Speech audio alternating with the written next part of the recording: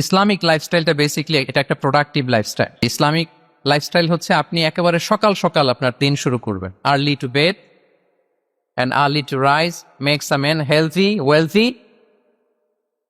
সবাই তো শিখেছি এটা, যে আগে আগে ঘুমোতে যাও, আগে আগে ঘুম থেকে জাগো, তুমি ধনী হবে, তারপর তুমি প্রজ্ঞাবান হবে, তুমি সুস্বাস্থ্যের অধিকারী হবে। এটা হচ্ছে ইসলামিক লাইফস্টাইলের একটা কোর ভ্যালিউ। সকাল সকাল দিন শুরু করা মানে সানরাইজের আগে আমার সকাল শুরু হবে।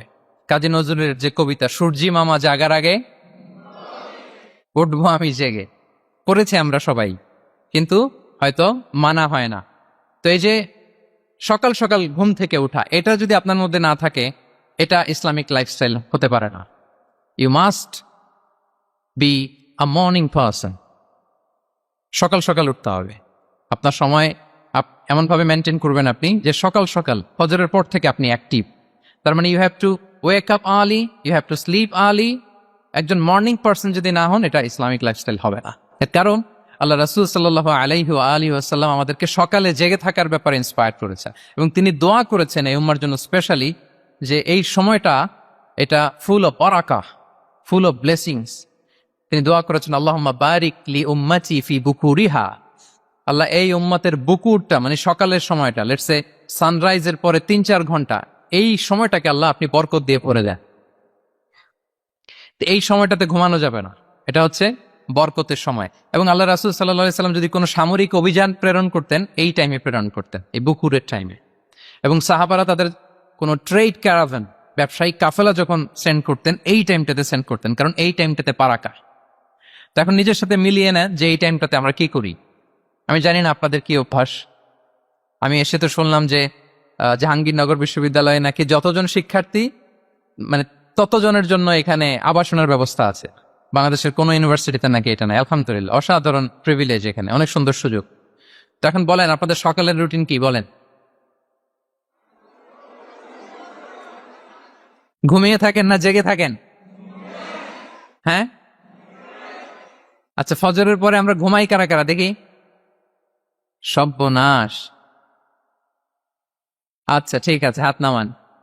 আচ্ছা, ফজরের পরে আমরা একটু এক্সারসাইজ করি, পড়াশোনা করতে বসি কারা কারা?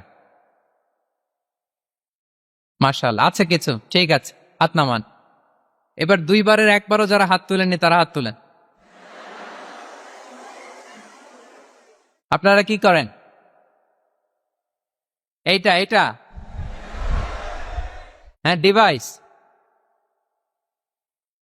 তো সম্মানিত সুধী মণ্ডলী, আল্লাহুম্মা বারিক লি উম্মতি ফি বুকুরিহা। আপনারা আমাকে এনেছেন ইসলামিক লাইফস্টাইল নিয়ে বলতে, তো আমাকে বলতেই হবে, ফজরের পরে ঘুমানো চলবে? ফজরের পরে আজকে থেকে কোনো ঘুম চলবে? যদি আপনি চান ফজরের পরে আজকে থেকে, আমি এখানে জবরদস্তি করব না, শুধু আপনাদের সামনে আমি প্রেজেন্ট করছি। যদি সেমিনারের যে টপিক নিয়ে আপনারা শুনতে এসেছেন, এটা যদি আপনি অ্যাডাপ্ট করতে চান, অনুশীলন করতে চান, হ্যাঁ, ফজরের পরে আজকে থেকে কোনো ঘুম চলবে? এই সময়টাতে অনেক বারাকা আছে। তো কি করতে হবে? এটার জন্য আগে আগে ঘুমোতে হবে। কি বলেন? অনেকে ফজরের এই বরকতময় সময়টা তারা ঘুমাতে ঘুমাতে মিস করে। এর কারণ দেরিতে ঘুমোতে যাওয়া। আগে আগে ঘুমানোর অভ্যাস করতে হবে। কিন্তু আগে তো ঘুম আসে না, তাই না? এই যে ডিভাইস আমাদেরকে ঘুমাতে দেয় না, আমাদের শান্তির ঘুম কেড়ে নিছে এই ডিভাইস। এই ডিভাইস অ্যাডিকশন, স্ক্রিন আসক্তি, এই স্ক্রিন আসক্তি আমাদের শান্তির ঘুমকে কি করেছে? কেড়ে নিয়েছে। আল্লাহ তাআলা রাতকে বানিয়েছেন ঘুমের জন্য। ওয়াজআলনাল লাইলা লিবাসা। লিবাস মানে আবরণ। আমি রাতকে বানিয়েছি পোশাকের মতো আবরণ করে, যে আবরণ রাত্রিবেলা নিঝুম নিঝুম নিস্তব্ধ অন্ধকার দিয়ে ছেয়ে দেয়। ফলে মেলাটিন নামে একটা হরমোন নিঃসরিত হয়, আমাদের ঘুম ঘুম ভাব আসে। ঘুমের জন্য আল্লাহ তৈরি করেছেন রাতকে। এরপরে আল্লাহ তাআলা বললেন, ওয়াজআলনান নাহারা মাআশা।